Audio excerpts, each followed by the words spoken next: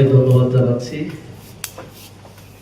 আপনাদের সকলের সহযোগিতায় মোটামুটি একটা নির্বাচনের মধ্য দিয়ে আমরা নির্বাচিত হয়ে এখানে কথা বলতে পারছি। আমার হাতে উপজেলার ইউনোকে প্রথম ধন্যবাদ জানাচ্ছি। গতকালকে সূরা সালামের একটা বড় সূরা সালামের চিনি সূরা সালাম চক্রের থেকে চিনি উদ্ধারের জন্য পাশাপাশি নিয়মিতই উনি খুব অ্যাক্টিভ ভূমিকা রাখছেন। আমি নির্বাচন কেন্দ্র করে একটা কথা বলবো।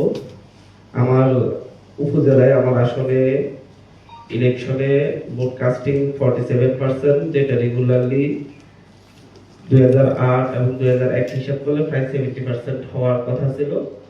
23% মানুষ ভোট কেন্দ্রে যেতে পারে নাই। আমার মনে হয় এটা নিয়ে আপনাদের একটা রিপোর্ট প্রয়োজন। আশা করি আমি রিটার্নিং অফিসারের কাছে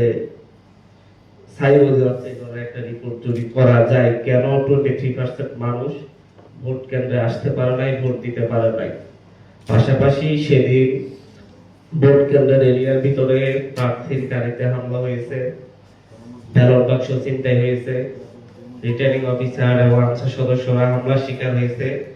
এই ঘটনাগুলোর আসলে হচ্ছে কি তদন্ত করে কতটুকু ব্যবস্থা নেওয়া হয়েছে হবে। ভবিষ্যতে তো স্থানীয় ইলেকশন আছে, কারা এই ধরনের ঘটনাগুলোর সাথে জড়িত তাদের ব্যাপারে যদি অ্যাকশন না নেওয়া হয় সামনের দিকে, আপনার স্থানীয় ইলেকশন সুষ্ঠুভাবে উঠিয়ে আনা সম্ভব হবে কিনা, তুলে আনা সম্ভব হবে কিনা, এটা নিয়ে আমি খুবই কনফিউজ। কারণ তাদের দৌরাত্ম এখনো আছে। এ ব্যাপারে একটা পূর্ণাঙ্গ রিপোর্ট আমার মনে হয় যে যদি করা যায়, মিটারে লিখতে আছে কিনা, তাহলে হয়তো আমরা কাদের দ্বারা এই সকল ঘটনা সংঘটিত হয়েছে এগুলা ক্লিয়ার থাকা দরকার। 23% মানুষ ভোটাধিকার থেকে বঞ্চিত হয়েছে, তারা ভোট দিতে পারে না। আমি এটাকে খুব বড় করে দেখতে চাচ্ছি, যেটা 2024 সালের পরে এই ধরনের ঘটনা খুবই অনাকাঙ্ক্ষিত।